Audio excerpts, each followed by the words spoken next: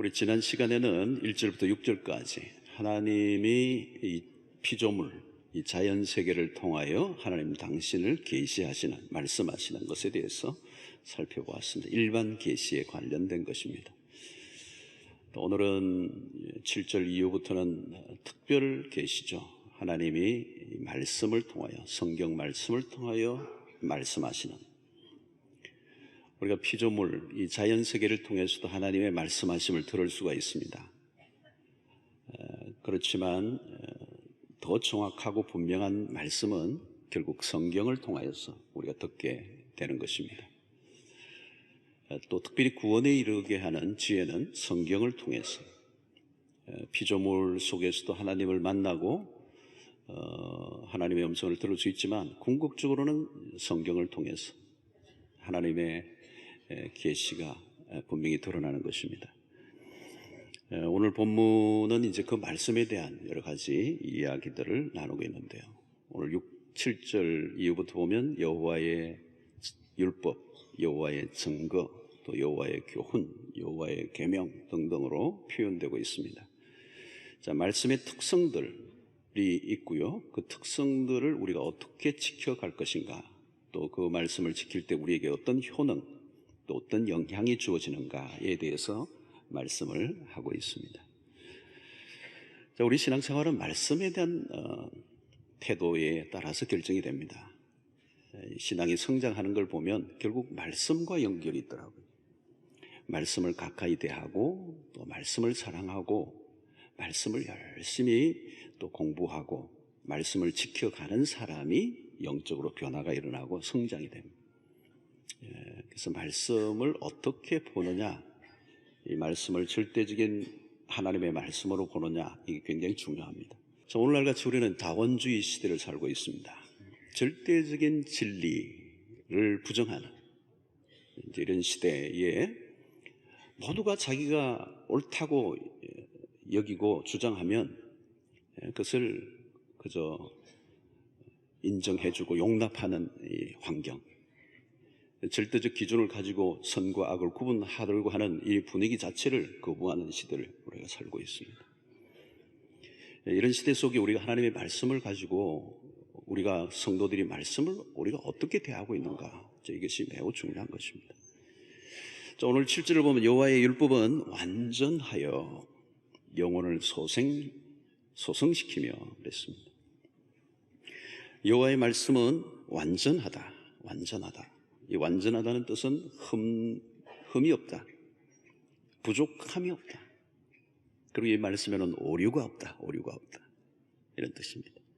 그리고 일관되다는 뜻이 있습니다. 일관되다. 여러분, 세상의 지식이나 학문은 불완전합니다.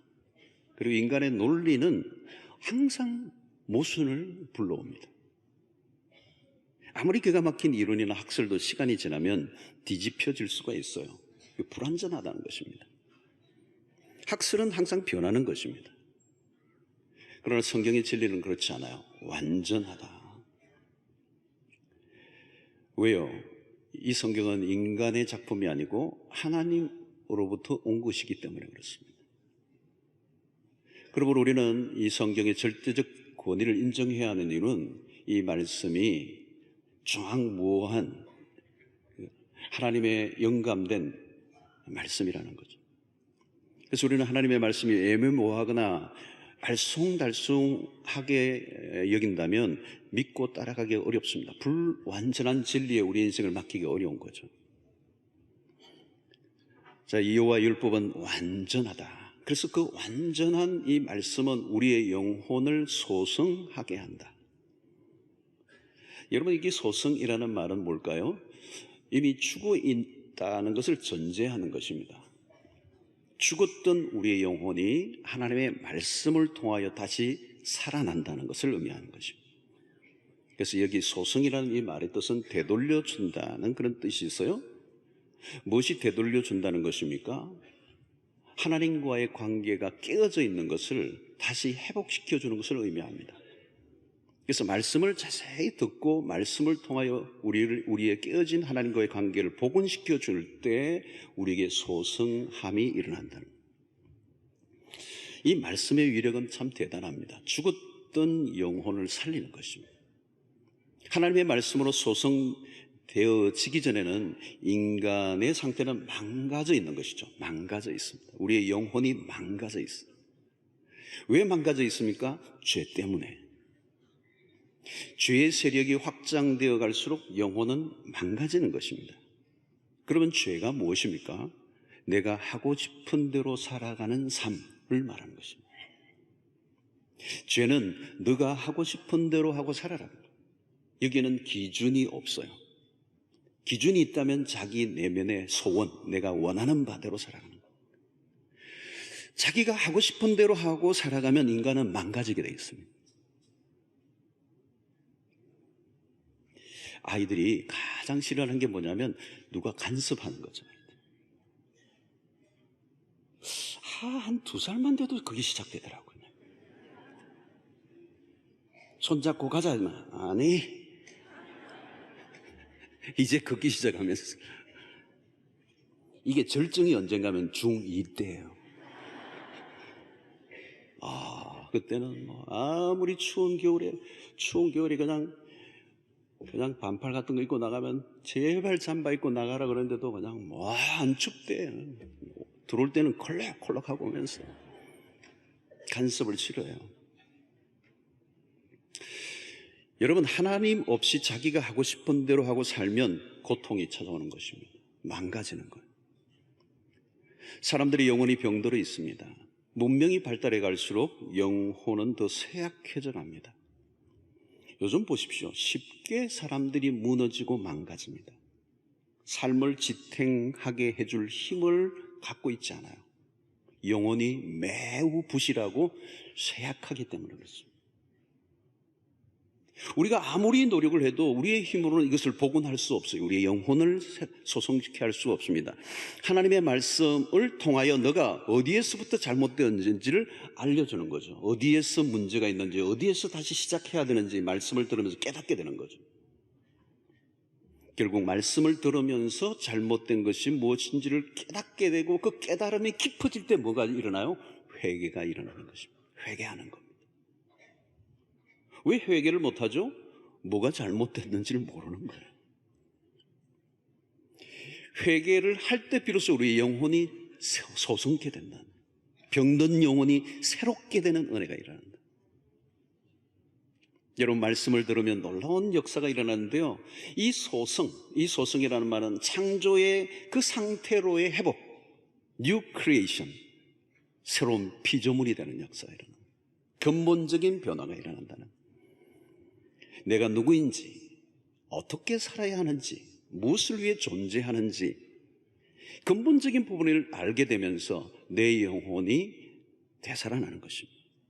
그리고 이 모든 것은 하나님과의 관계의 회복이고, 하나님과의 관계가 회복되게 하는데 말씀의 역사가 일어나고, 하나님과의 관계가 회복되면 우리의 영혼에 망가지고 깨어지고 잃어버리고 놓친 것을 다 원상복구하는 은혜가 임하는 것입니다. 여러분, 말씀을 들을 때 그런 역사가 일어나, 변화가 일어나는 것, 인생이 바뀌는 것입니다. 생각이 바뀌는 것. 저는 이 사역을 하면서 말씀에 대한 강조를 많이 하는 편인데, 그 말씀이 얼마나 놀라운지 사람을 변화시키는 것입니다. 얼굴도 변화가 돼요. 여러분, 얼굴도. 옆에 분 한번 보실래요? 얼굴이 변해요. 어떤 데는요, 처음에 올 때는 얼굴이 표독스러웠는데 도끼가 빠지고요, 부드러워지고요, 온화해지고요, 유순해지고요, 평안해지고요. 옛날에는 욕심이 이렇게 붙었는데 다 떨어지는 거예요. 다 떨어져요. 말씀을 통하여 다 떨어지고 소성케 되는 역사가 일어나요. 이 소성케 되는, 다시 회복되는, 원상으로 회복되는, 하나님이 본래 창조하셨을 때 그 본래의 모습으로 돌아가는 은혜가 이 말씀의 능력이라는 말씀이에요. 말씀을 듣다 보면 그 일이 일어날 줄로 믿습니다. 그게 일어나야 돼요.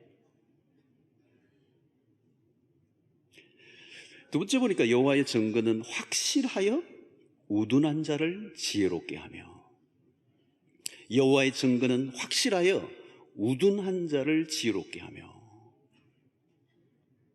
한번 띄워주세요. 자, 여호와의 증거는 확실하여 우둔한 자를 지혜롭게 하며. 자, 여호와의 증거가 확실하다는 거예요. 확실하다. 이 확실하다는 말은 신뢰할 만하다는 뜻이 있습니다. 신뢰할 만하다. 이런 말씀은 우리를 지혜롭게 한다. 우둔한 자를 지혜롭게 한다는 것입니다. 여러분, 참된 지혜는 말씀으로부터 옵니다. 단순한 지식이 아니죠. 현대인들은 정보, 일반 상식들을 많이 알고 있습니다. 네이버나 구글을 치면 안 나오는 정보가 별로 없어요. 이제 다른 사람들 묻지 마시고 쳐보면 아십니다. 자, 그렇다고 여러분 우리가 지혜로워졌습니까? 아니에요. 오히려 우리는 지혜와 멀어지고 있습니다. 우리가 정보를 얻는 게 아니에요. 사실은 정보 매체의 그 업체가 우리의 검색을 통하여 정보를 수집하여 우리를 이용할 때가 많아요. 사람들이 무엇에 관심이 있는지 우리가 정보 검색하는 걸 가지고 오히려 자료화해서 어마어마한 또 기업에 넘기면 그게 돈이 되는 거예요. 여러분, 많이 알고 있다고 지혜로운 것입니까? 주수들은 지식과 정보 위에 우리의 인생을 올려놓을 수 있습니까? 왜 아는 것은 많은데 잘 속습니까? 왜 정보는 많은데 사람들은 방황합니까? 지식은 쌓고 쌓았는데 결정적인 순간에는 악수를 왜 두죠? 뻔히 알면서도 실수하고 죄를 짓습니다. 인생은 능력이 부족해서가 아니라 지혜가 부족하기 때문입니다. 여기 오늘 말씀하는 우둔함이란 뭘까요? 아무런 훈련을 받지 않고 지식과 교훈을 가지고 있지 않는 상태, 한마디로 야생마를 말합니다. 어디로 튈지 알 수가 없어요. 말씀으로 훈련을 받아본 적이 없습니다. 지혜롭게 살아갈 말씀이 내 안에 있지 않으니까 우둔한 삶을 살 수밖에 없는 것입니다. 여러분, 깨닫지 못하는 거, 깨닫고 살아가야 되는데 깨닫지 못하고 살아가니까 우둔한 삶을 산다는 거잖아요. 시편 49편 20절을 보면 이런 말씀이에요. 존귀하나, 참 존귀한 백성인데 깨닫지 못하는 거예요. 깨닫지 못하는 사람은 뭐예요? 멸망하는 짐승과 같다. 이런 방황하는 사람들을 보십시오. 말씀을 들을 기회가 없었던 거죠. 어떻게 살아야 하는지 배우지를 못한 거. 제대로 살아가고 싶지만 그렇게 살게 만드는, 그렇게 살아가는 게 어떤 것인지를 알지 못하는 거예요. 결국 실수를 반복하고 망가지는 길로 가는 겁니다. 재앙의 길을 자기 발로 찾아가는 거예요. 매우 위험한 상황 속에 있어도 그 위험한 상태를 모르는 게 문제입니다. 죽는 길인 줄 모르고 그걸로 가는 거죠. 여러분, 무지가 그렇게 무서운 것입니다. 무지하면 미련한 자의 삶을 사는 겁니다. 이 무지를 벗어난 게 쉽지 않습니다. 무지라도 여러분, 그냥 무지가 아니라 말씀에 대한 무지가 가장 무서운 것입니다. 말씀을 멀리한 대가는 의외로 큽니다. 말씀을 사랑하는 자는 우둔한 자의 길을 걷지 않습니다. 시편 119편 130절을 보십시오. 주의 말씀을 열면 빛이 비치어 우둔한 사람들을 깨닫게 하나이다. 말씀의 빛이 우리의 영혼에 환하게 비추어지면 우둔함에서 벗어날 뿐만 아니라 다른 사람을 우둔함에서 건져낼 수 있다는 거예요. 말씀을 묵상하는 삶을 살면 장애물이 어디인지가 보여요. 이전에는 장애물이 안 보였으니까 그 길로 가다가 빠졌는데 말씀을 묵상하고 지혜가 생기니까 장애물이 보이는 거예요. 저기로 갈 이유가 없잖아요. 119편 165절. 주의 법을 사랑하는 자에게는 큰 평안이 있으니 그들에게 장애물이 없으리이다. 장애물은 곳곳에 있겠죠. 그러나 하나님의 말씀을 사랑하고 말씀을 따라 살아가는 사람들은 장애물을 피해가는 것입니다. 그러니까 없으리로다. 그러니까 평안이 있다는 것입니다.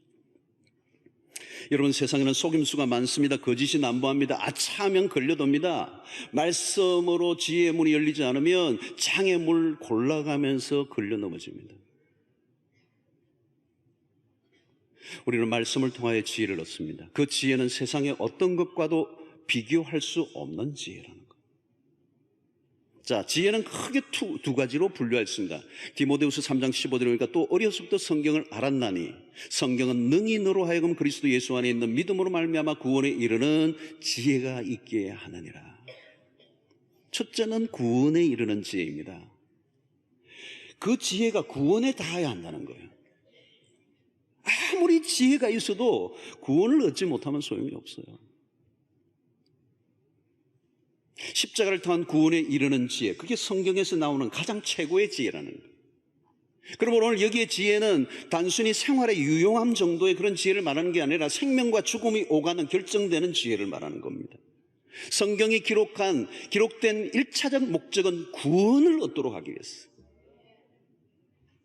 성경 퀴즈대회 1등을 해도 구원을 얻는 지혜를 얻지 못하면 그 지식은 아무것도 소용이 없는 거예요.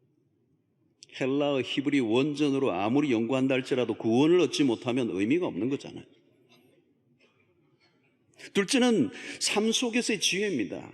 예수를 믿으면 성공하는가 확실하게 얘기할 수는 없어요. 성공할 수도 있고 성공 안 할 수도 있습니다. 그러나 분명한 것은 말씀의 지혜를 얻으면 성공할 확률이 높아집니다. 성공하기 위해 성경을 읽는 것은 문제가 있지만 성경을 읽고 지혜를 얻고 깨달음을 얻다 보면 지혜가 생기면서 삶의 이치와 법칙을 깨달아 알게 되고 통찰력을 생기고 결정할 때 놀라운 용기를 줍니다. 여러분, 세상의 이치와 원리들을 누가 만드셔서 최고의 이치의 원리는 하나님이 만들어 놓으신 거예요. 하나님이 만들어 놓으신 원리대로 이 세상이 돌아가고 있잖아요. 그걸 빨리 체득하는 거예요. 그러면 탁월한 선택을 할 수 있지 않습니까? 흥하고 망하는 길이 보이는 것입니다. 남들이 보지 못하는 눈이 열려요. 돈을 벌려고 해서 버는 게 아니라 벌려지는 거죠. 그래서 여러분, 시편 1편과 여호수아 1장을 여러분들 가서 보시면 이 말씀을 묵상하는 것과 형통이 딱 연결되어 있습니다. 여호수아 1장, 시편 1편. 여호수아 1장을 보면 이 율법책을 내 입에서 떠나지 말게 하고 그것을 주야로 묵상하여 그 안에 기록된 대로 다 지켜 행하라. 그리하면 내 길이 평탄하리라. 내가 형통하리라. 이 형통이 성공이라는 얘기거든요. 하나님의 말씀을 가까이 하면 길이 열리는 것입니다. 흥하고 망하는 게 보인다는 것이죠. 하나님의 이치와 법칙을 터득한다는 것입니다. 그래서 은혜 생활을 하고 말씀을 깨닫고 묵상하고 살다 보면 어느 날 내가 하고 있는 그 일에 하나님이 빛을 비추어주는 거야. 이 말씀이 그거구나. 그렇게 살아야 되구나. 그렇게 결정해야 되구나. 그 길로 가야 되구나. 그러면 그 길이 말씀이 주시는 깨달음이라면 되는 거죠. 그래서 오늘 시편 119편 98절에 이런 말씀이 있어요. 주의 계명들이 항상 나와 함께하므로 그것들이 나를 원수보다 지혜롭게 하나이다. 원수들이 나를 속이려고 얼마나 머리를 많이 쓰겠습니까? 그런데 그거보다 더 낫다는 거예요. 하나님의 말씀을 붙잡는 사람들. 99절에 뭐라고 얘기합니까? 내가 주의 증거들을 늘 읊조림으로 나의 명철함이 나의 모든 스승보다 나으며 100절에는 주의 법도들을 지킴으로 나의 명철함이 노인보다 나으니이다. 여러분, 하나님의 말씀으로 닦여진 지혜는요, 원수보다, 모든 스승보다, 노인보다 낫대요. 어릴 때부터 말씀을 배운 사람들은 지혜가 있습니다. 성숙합니다. 통찰력이 있습니다. 나이가 많다고 다 지혜가 있는 게 아니에요. 어떤 사람은 일평생 철 안 들다가 돌아가시기 직전에 잠깐 들고 돌아가시는 경우가 많아요. 미안하다 뭐 그러고 하시잖아요. 누가 진정한 스승인가? 말씀을 늘 가까이 하고 있는 사람이에요. 왜요? 말씀보다 지혜로운 게 없으니까. 말씀이 누구예요? 하나님의 말씀이잖아요. 스승 중에 스승이 누구였어요? 하나님이시잖아요. 그분에게 직접 배운 사람이 최고라는 거예요. 최고라는 거예요. 오히려 여러분, 세상적인 학문에 탁월해도 말씀을 배운 사람의 지혜를 따를 수 없습니다. 오히려 세상적 학문이 그의 눈을 가려서 참 진리를 보지 못하는 불행이 있다는 거죠. 스스로 지혜롭다 여기고 미련한 사람들이 얼마나 많습니까? 어떤 사람은 살아보고 난 다음에 얻는 지혜도 있지만 하나님의 말씀을 공부하는 사람들은요, 살아보지 않아도 이 말씀을 통하여 지혜를 얻습니다. 하나님으로 돈 지혜죠. 하나님보다 나은 지혜가 어디 있겠습니까? 온 우주 만물을 다스리시고 통치하시고 만드신 그분이 하신 그 말씀을 통하여 깨달은 진리. 그러므로 여러분, 교회 안에서 말씀을 듣고 배우고 공부한다는 것은 놀라운 것입니다. 놀라운 것입니다. 세상이 감당하지 못하는 지혜가 흘러나오는 것입니다. 진짜 지혜는 말씀으로부터 옵니다. 여러분들이 물으면 성경은 답을 할 것입니다. 모든 문제에 해답이 있습니다. 저는 교회 안에서 연세 지긋하신 권사님들 옛날부터도 보면 그렇게 옛날에 공부를 많이 하시진 않았는데 평생 교회에서 이렇게 신앙생활을 하시고 말씀을 듣고 기도생활을 하신 그 권사님들이 한마디씩 툭툭 던지는데요. 와, 대단하다. 저 말이 기가 막힌 말씀입니다. 지혜가 그냥 농축되어 있는 말씀들을 하는 거예요. 누가 스승이죠? 하나님이. 말씀을 통하여. 성도 여러분, 결국 인생은 지혜예요. 지혜가 인생을 복되게 합니다. 풍요롭게 합니다. 지혜가 우리를 승리의 길로 이끌어 주실 줄로 믿습니다. 그 지혜는 말씀으로부터 오는 것입니다. 자, 셋째는 여호와의 교훈은 정직하여 마음을 기쁘게 하고. 여호와의 교훈이 정직하다는 것은 본래 의미는 어떤 것이죠? 이 정직이라는 말은 어떤 정해진 것을 가리킵니다. 어떤 법칙, 규칙, 원리, 명령을 의미합니다. 그리고 똑바르고 곧은 것을 일컫기도 합니다. 결국 하나님의 말씀이 바른 길로 우리를 이끌어 목적지에 이르게 한다는 것입니다. 자, 여호와의 교훈이 정직하여 마음을 왜 기쁘게 할까요? 그 진리를 따를 때 우리의 인생의 목적지에 도달하게 하기 때문에. 오늘날 사람들은 목적지 어딘지 모릅니다. 오늘의 삶의 혼란은 뭘까요? 어디로 가야 되는지를 모르는 것입니다. 목적지가 없는 것입니다. 현대인들이 방황하는 이유가 거기에 있습니다. 왜 사는지, 어디로 가야 하는지 불확실한 거죠. 우리는 오늘날 불확실성의 시대가 아니고 그 불확실성 앞에 초자를 하나 더 붙입니다. 초불확실성의 시대다. 요즘 우리 시대를 그렇게 얘기합니다. 아무도 미래를 알 수가 없어요. 오늘날 시대는 답이 없어요. 모든 영역에 총체적인 불안한 시대를 살고 있습니다. 여러분, 노력을 하고 땀을 흘리는데 허무한 것이죠. 무엇을 위해 종을 울리는지. 우리가 수고하고 땀을 흘렸는데 주어진 결과는 너무도 절망적이라는 거예요. 여러분, 진리가 우리를 기쁨으로 인도하는 이유가 뭘까요? 그 진리의 길을 따라갈 때 비로소 우리에게 진정한 결과를 얻고 목적지에 도달할 수 있기 때문에. 여러분, 진리는 우리를 기쁨으로 인도합니다. 말씀 자체가 기쁨을 줍니다. 말씀을 깨달을 때 오는 기쁨이 있어요. 그리고 말씀대로 살아갈 때 주어지는 이 기쁨은 진정한 기쁨이죠. 왜 우리가 불안합니까? 말씀을 따라 지금 살아가고 있지 않기 때문입니다. 내가 지금 말씀을 따라 살아가고 있지 않으면 불안하게 돼 있어요.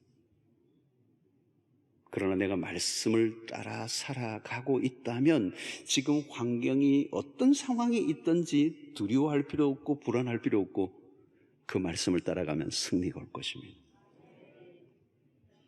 여러분, 우리에게 찾아오는 고통의 원인은 말씀에 대한 불순종인 경우가 많습니다. 당하지 않을 고난을 자처하는 경우가 얼마나 많습니까? 기쁨은 진리를 따라 살아갈 때 찾아오는 거예요. 엉뚱한 곳에서 기쁨을 찾으면 안 됩니다. 말씀을 가까이 하면 할수록 기쁨은 저절로 우리에게 찾아오는 거예요. 바울 사도가 누렸던 기쁨이 그것입니다. 우리를 향하신 하나님의 목적을 따라 살아가게 될 때 바울은 감옥 속에서마저도 기쁨을 얻었다. 성도 여러분, 돈을 많이 번다고 기쁨이 오는 게 아니에요.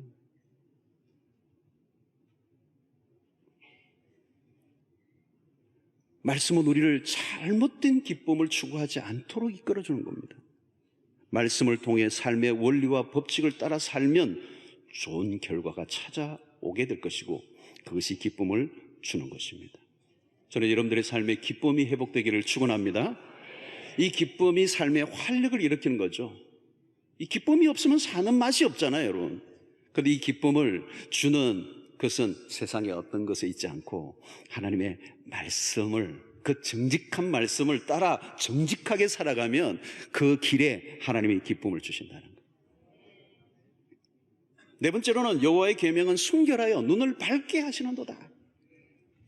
여기 순결하다는 말은 밝게 하다, 깨끗하게 하다, 광택이 나게 하다, 그런 뜻이 있습니다. 여러분, 여호와의 계명은 우리의 눈을 밝혀줍니다. 말씀을 깨달아갈수록 어떻게 돼요? 눈이 열립니다. 하나님의 뜻이 무엇인지를 알게 되면 분별력이 생깁니다. 영적 이해력이 높아집니다. 눈이 밝아지는 거죠. 우리의 눈이 순결하면 분별력이 생깁니다. 무엇을 선택할 때 왜 갈등이 많습니까? 왜 실수합니까? 이유는 분별력이 없기 때문입니다. 왜 분별력이 없죠? 우리 안에 말씀보다 우리의 욕망이 더 많기 때문에. 마음속에 욕심과 욕망 같은 것들이 많으면 눈이 어두워집니다. 볼 것을 보지 못해요. 말씀을 보는데 자기 소리가 더 많아서 하나님의 말씀에 귀를 기울일 수가 없는 것입니다. 여러분, 자신에게 분별력이 없으면 어떻게 되죠? 분별력이 없으니까 주변의 사람들에게 의존할 수밖에 없습니다. 그런데 어려움 속에 빠져 있을 때 나를 돕고자 하는 사람인지 나를 오히려 더 힘들고 실패로 몰아가게 할 사람인지 그 사람에 대한 분별력이 없어지는 겁니다. 많은 사람들이요, 어려움이 있을 때 악수를 떠는 이유가 분별력이 더 떨어져요. 그러니까 엉뚱한 사람을 의지하다가 인생이 더 망쳐버립니다. 분별력이 없기 때문에 그렇습니다. 여러분, 시편 1편 1절을 보면 복 있는 사람들은 어떤 사람입니까? 악인들의 꾀를 따르지 아니하며 죄인들의 길에 서지 아니하며 오만한 자들의 자리에 앉지 않는다는 거예요. 구별할 줄 아는 거예요. 구별할 줄. 악인들의 꾀를 따라. 이건 악인의 꾀야. 그게 분별이 되는 거예요. 죄인들의 길에 서지 않는 것입니다. 그 길에, 죄인들이 가는 길에 서지 않는 거예요. 오만한 자의 자리에 앉지 않는 거예요. 그게 망하는 길인 걸 아는 거죠. 여러분, 우리 주변에는 악인들, 죄인들, 오만한 자들이 널려져 있습니다. 세상 안에는 우리를 꾀는 자들이 수두룩합니다. 수두룩해요. 수두룩해. 근데 복 있는 사람은 사람을 볼 줄 아는 거죠. 가까이 하면 안 되겠구나. 악한 자들에게 영향을 받지 않으려고 하면 어떻게 돼요? 말씀을 통해서요. 그래서 오늘 여기 시편 1편 1절에 복 있는 자가 누굴까요? 2절의 말씀을 보면 알 수 있습니다. 오직 여호와의 율법을 즐거워하여 그의 율법을 주야로 묵상하는 자로다. 이 사람이 복 있는 사람이에요. 말씀을 묵상하는 사람이 복 있는 사람이라고요. 말씀이 내 안에 있기 때문에 악인의 꾀를, 죄인의 길에 서지 않고 오만한 자에 함께 하지 않는 분별력이 생긴다는 거예요. 그러니까 그 사람이 복된 삶을 살아가는 것입니다. 진리의 눈이 밝으면 나를 도와주게 할 사람인지 망하게 할 사람인지가 구분돼요. 이 눈이 열려야 합니다. 분별력은 말씀의 기준을 바로 알 때 생기는 겁니다. 말씀의 기준이 분명하면 혼란하지 않잖아요. 자, 어떤 일을 결정할 때 잘 갈등이 많아요. 왜요? 내 안에 분명한 기준이 없으니까 갈등하는 겁니다. 그 기준이 뭘까요? 말씀이어야 되거든요. 자기의 생각, 자기의 고집이 아니고, 자기에서 나오는 이론이 아니고, 말씀에 대한 기준이 딱 서면 이건 아니야, 이거야. 구분이 생기잖아요. 여러분, 이 갈등은 기준이 없기 때문에 그렇습니다. 특별히 기준 중에 진짜 기준을 뭐예요? 절대적 기준. 결혼을 할 때, 자녀들에게 결혼을 할 때 불신자와 결혼하지 못하도록, 이방인과 결혼하지 못하도록, 다른 사람과 하나님을 알지 못하는 멍에를 하지 못하도록 하는 가르침, 분명하잖아요. 분명한 기준이 있잖아요. 헷갈릴 이유가 하나도 없어요. 얼굴이 예쁜데 그거 소용없어요. 돈이 많은데 그게 기준이 아니잖아요, 여러분. 기준은 신앙이란 말이에요. 진리란 말이죠. 이런 말씀은 일종의 다림줄과 같은, 아모스에서 얘기처럼 다림줄과 같아요. 다림줄. 목수가 일을 할 때 다림줄 하는 거 정확하게 기준이 있는 거예요. 벽돌을 내 눈으로 대충 짐작해서 쌓으면 대충 하는데 그게 안 맞아요. 조금 삐뚤어졌는데 나중에는 집이 무너지는 거예요. 끊임없이 벽돌 하나 쌓고 또 보고 또 쌓고 또 보고, 이쪽인지 저쪽인지 잘 모르겠지만 계속 보면서 계속 하는 다림줄이에요. 말씀이 기준이라는 거예요. 그래서 여러분, 이 성경을 캐논이라고 그래요. 캐논. 자는 거. 정확하게 자가 삐뚤하면 안 되잖아요. 우리의 삶의 기준이라는 기준, 절대적 기준, 이 세상에는 절대적 기준은 없어요. 성경만 절대적 기준이에요. 왜? 하나님이 우리에게 삶의 원리와 법칙을 정해신 분이기 때문에. 그러니까 여러분, 용기는 어디서 나오느냐 하면 자기 안에서 나온 용기는 만용입니다. 말씀에 대한 절대적 확신을 가지면 용기가 나와요. 그러니까 마틴 루터는 생명을 걸잖아요. 이게 진짜 구원에 이르는 길이다. 믿음으로 구원을 얻는다. 이게 로마서 1장 17절이 확 깨달아지면서 자기의 영혼을 전율하는 흔드는 이 진리가 자기의 내적인 확신을 오니까 생명 걸잖아요. 나 여기 있습니다. 내가 생명 걸겠습니다. 그러잖아요. 이런 말씀 중심의 신앙생활을 한다는 것은 놀라운 것입니다. 말씀을 바로 가르치는 교회 안에서 신앙생활을 하는 것은 매우 중요한 것입니다. 어떻게 살아야 하는지 훤히 보이는 거죠. 신앙생활을 말씀을 중심으로 계속하면 갈수록 이 확신이 더 깊어지는 것입니다. 헷갈리지 않아요. 예수를 믿는 사람들은요, 세상 속에 살아가면 갈수록 세상 안에서도 리더가 될 수밖에 없어요. 왜? 명확한 기준을 제시할 수 있는 사람은 세상에 없어요, 여러분. 신자는 위기 속에 더 빛이 납니다.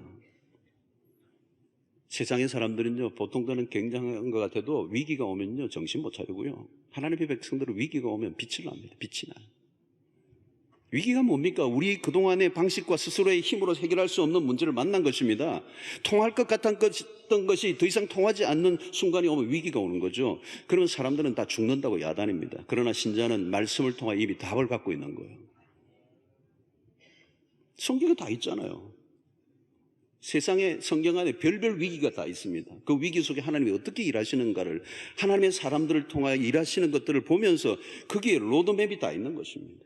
아, 이때는 이런 거구나. 이거는 우리는 수도 없이 듣고 배우면서 그 위기에 흔들리지 않아요. 그 위기 속에 오히려 하나님의 백성들은 더 기가 막히게 빼어난 바 된 리더십을 발휘해서, 사도행전 후반부에 폭풍이 일어나 태풍이 일어나서 그냥 좌초 위기에 있을 때 선장이 나중에 야단 법석이 나잖아요. 길이 없어요. 그때 바울 사도가 리더가 되잖아요. 선장도 바울 얘기를 들어요. 영적 권위를 가지는 거죠. 하나님이 어떻게 하실 것인가에 대한 명확한 확신을 갖고 있으니까 그 위기 속에 빛이 나는. 사랑하는 성도 여러분, 순결하면 어떻게 돼요? 우리의 눈이 열립니다. 그러면 여러분, 우리는 날마다 기도해야 됩니다. 내 눈을 열어 주의 기이한 법을 보게 해 주십시오. 그래서 여러분, 우리의 인생 가운데 하나님의 주시는 그 절대적인 기준에 대한 확신을 가지고 우리의 삶 속에 살아가게 될 때 우리는 날마다 승리를 경험하게 될 것입니다. 성도 여러분, 말씀의 위력은 엄청납니다. 말씀을 배우고 알아갈수록 주어지는 축복이 말로도 할 수가 없습니다. 말씀을 가까이 하시기 바랍니다. 말씀의 즐거움에 빠져보시길 바랍니다. 자, 오늘 여기 10절을 보시면 곧 많은 순금보다 더 사모할 것이며 꿀과 송이꿀보다 더 달도다. 자, 하나님의 말씀을 이렇게 기가 막히게 표현합니다. 많은 순금보다 더 사모할 것이며. 여러분, 금 좋아하시죠? 그 많은 금보다 더 사모하라는 거예요. 다시 말하면 순금과 비교가 안 된다는 겁니다. 하나님이 우리에게 주신 최고의 선물, 이 안에 감춰진 보화는 금, 은과 비교할 수 없다는 거예요. 시편 119편 72절에 보니까 주의 입의 법이 내게는 천천 금은보다 좋으니이다.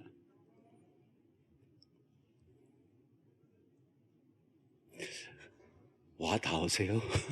이 시인이 한 얘기예요. 천천 금은보다 더 좋다니까, 하나님의 말씀이. 여러분, 누가 진짜 부자입니까?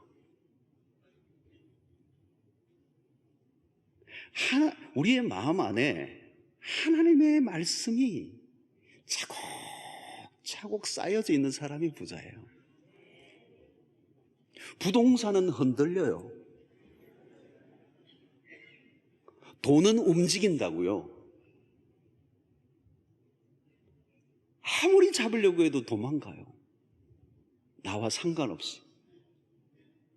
근데 내 안에 있는 진리, 내 영혼에 꽉 채워져 있는 이 진리는 온 세상이 흔들려도 나를 끄떡없게 만드는 능력이 됩니다. 견고하게 해주고 모든 사물과 사건과 우리의 요동치는 세상에서도 자유하게 하는, 진리를 알지니 진리가 너희를 자유하게 하리라. 여러분, 그게 그 사람이 부자죠. 자, 그런데 여러분, 여기 보면 금이라고 얘기했을 때, 금이라는 것은 캐내야 돼요. 캐내야 되는 거. 그냥 금이 막 퍼늘려 있는 게 아니고 캐내는 사람의 것이에요. 성경을 들고 다닌다고 이게 다 나에게 보배가 되는 게 아니고 성경을 읽어야 보배가 돼요. 20년 동안 열심히 성경만 들고 다닌다고 변화가 일어나는 게 아니고 그 말씀을 묵상해야 된다. 그러니까 이것은 여러분 대가를 지불해야 돼요. 대가. 그냥 교회만 다닌다고 되는 게 아니라 대가를 지불해야 돼요. 대가를. 말씀을 읽고 듣고 암송하고 공부하고 묵상하고 적용하고. 여러분 말씀에 대해 투자해야 됩니다. 투자. 여러분 세상에 투자 안 하고 되는 게 어디 있어요, 여러분? 시간과 물질과 많은 노력과 땀을 흘리지 않고 되는 게 어디 있어요? 진짜 뭐 하나 되려고 하면 10년은 걸린다고 그러잖아요. 10년.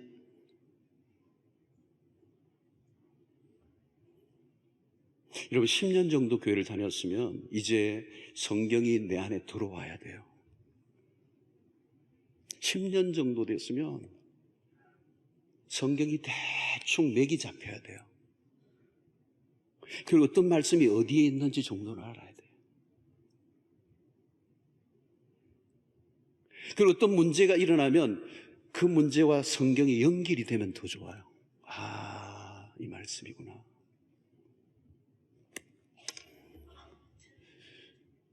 여러분, 공짜는 없습니다. 금은 캐야 됩니다. 노력하셔야 돼요. 세상에 다른 것도 노력하겠지만 이것보다 더 귀중한 게 없어요.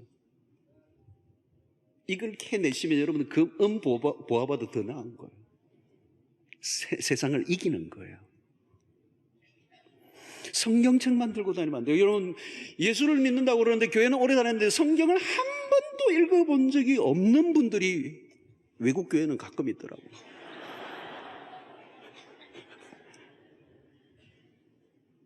여러분 우리가 뭘 믿습니까? 성경 말씀을 믿습니다. 성경 말씀을 믿는데 성경을 안 읽으면 도대체 뭘 믿는다는 얘기예요. 그러니까 우리가 자주 얘기하지만 하박국 하면 필리핀 옆인가? 미가서 이러면 미가? 누가? 이게 사도 요한인지 세례 요한인지 구분이 안 되고 친구 이야기에는 이게 안 와닿는 거예요. 주기도문이 어디 있나 그러니까 성경책 앞에 있다고 그러고.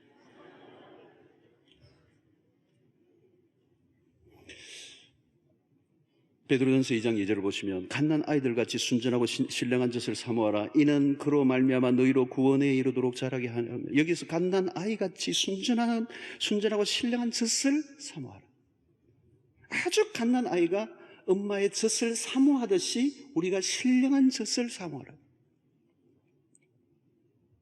여러분 갓난 아이가 젖을 사모할 때 보면 그건 진짜 대단한 거잖아요. 하여튼 못 말리잖아요.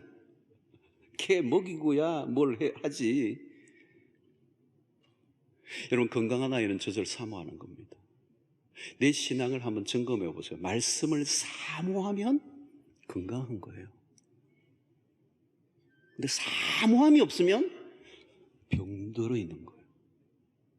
아니면 죽었거나 영혼이. 자, 오늘 여러분 뭐라고 말씀합니까? 오늘 본문 속에서는 이 말씀이 송이꿀보다 더 단이다 그랬어요. 이 송이꿀이라는 건 뭘까요? 벌집에서 꿀이 흘러 넘쳐가지고 막 밀려가지고 넘쳐가지고 덩어리로 떨어지는 걸 송이꿀이라고 그래요.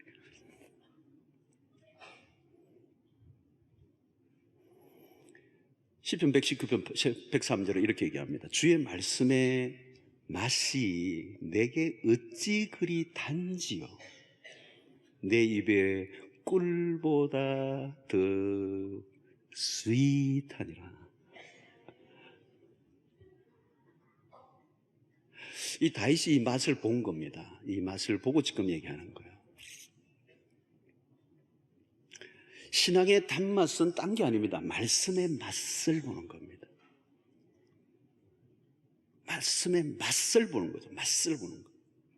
입이 막 당기는 겁니다. 당기는 거. 제가 아는 어느 목사님은 정말 어릴 때부터 성경을 너무너무 좋아해요. 읽어가지고 전에 그 집회 때 강연 너무 성경을 읽고 싶은데 어떤 데는 잠이 오니까 성경을 막 못 읽고 막 눈꺼풀이 내려오니까 이쑤시개로 이렇게 해가지고 눈이 안 내려가게 하면서 성경을 읽었다는 거예요. 와, 학교 마치고 집으로 가는데도 성경을 읽다가 집을 지나가 버리는. 꿀송이보다 더 단이다. 저는 이 은혜가 여러분들이 있게 되기를 축원합니다. 이 세계로 가야 돼. 이 세계로. 여러분 말씀을 여러분들이 갈망하셔야 돼요. 여러분들 음식 중에 가장 맛있는 음식이 뭐였습니까? 여러분들 생에 가장 맛있는 게 먹은 게 뭐예요? 짬뽕입니까? 최고의 맛은 말씀의 맛이에요. 시편 119편 131절 이렇게 내가 주의 계명들을 사모함으로 내가 입을 열고 헐떡였나이다. 아이들이 배가 고파가지고 엄마가 막 밥을 하고 있을 때 막 찌개를 끓이고 있는데 와가지고 엄마 빨리 달라. 헐떡였나이다. 여러분 말씀을 어느 정도 사모하고 계십니까? 그 말씀을 사모하는 그것이 지금 내 인생의 수준이에요. 내 삶의 퀄리티를 결정하는 거고 내 인생의 방향을 결정하는 것이고 내 인생의 미래를 결정하는 거예요. 보배 중에 보배는 여러분들의 손에 들려져 있는 성경 이 말씀입니다. 보배 중에 보배. 나의 사랑하는 책, 어머니가 들려주셨던 그 무릎에서 들려준 그 말씀. 우리 아이들에게도 지금 이 교육을 해야 되는 거예요. 4-10 우리 이게 전략이죠. 4살부터 14살 안에 무엇을 집어넣어 주느냐가 그 인생을 결정합니다. 지금 북한이 이쪽에 돌아가는 게 어릴 때 전체 모아가지고 김일성 주체 사상을 집어넣어 놨어요. 어릴 때 넣어놓으면 이거 흔들 수가 없어요. 쉽지가 않아요. 돌아가는 거예요 지금. 그러니까 4살부터 14살까지 누가 먼저 손취하느냐의 문제. 지지난 주간에 우리 철학기도 할 때 우리 꼬마들이 나와가지고 초등학교 유년부 아이들이 나와가지고 성경을 암송하는데요. 로마서 8장을 같이 외우는데 잘 외워요. 무슨 말인지도 모르고 막 외워요. 어려운 말들이 많았거든요. 근데 얘들이 그냥 속사포처럼 나오는 거예요. 야, 어른들은 절대 그렇게 못해요. 아이들이 가능한 거예요. 어떤 애는 그러대요. 한참 말씀 이거 했더니 자면서 계속 말씀을 외우더래요. 잠꼬대도 말씀을 하더라. 성도 여러분, 보배를 캐며 여러분들의 것으로 삼으시길 바랍니다. 말씀을 사랑하고 말씀을 가까이 하시고 말씀에 사로잡힌 바 되면 그 말씀이 우리를 승리케 하실 것입니다. 말씀의 이 위력, 이 다원주의 시대의 절대적 기준이 되는 절대적 진리에 대한 확신을 가지고 여러분들의 삶 속에서 이 어둡고 혼탁한 시대 속에 절대적 기준을 붙잡고 믿음으로 달려가면 그 말씀이 우리를 승리의 길로 이끌어 주실 줄로 믿습니다. 말씀을 더 가까이 하시길 바랍니다. 이번 여름에도 그런 많은 프로그램들이 있는데 말씀을 가까이 하세요. 여러분들이 질문하면 말씀은 모든 질문에 답이 있어요. 욥기서 보십시오. 욥이 고난 속에 질문 하나님이 나중에 답을 해주시죠. 완전히 무릎을 꿇고 자기의 고통의 문제가 해결됩니다. 하나님을 천지를 만드시고 우리 인간을 만드신 분입니다. 우리의 모든 지적 설계도를 누가 갖고 계십니까? 하나님이 갖고 계십니다. 우리가 어떻게 살아야 하는지 가장 복이 있는 것인지를 성경은 우리에게 말씀하고 있습니다. 보배 중에 보배, 꿀송이보다 더 다니이다. 이 진리에 대한 깊은 깨달음, 진리에 대한 즐거움. 언젠가 여러분들에게도 이야, 그 시인의 고백이 맞다. 꿀송이보다 더 다니이다. 이 말씀의 맛을 보는, 말씀의 세계에 빠지는 여러분들 되시기를 주의 이름으로 축원합니다.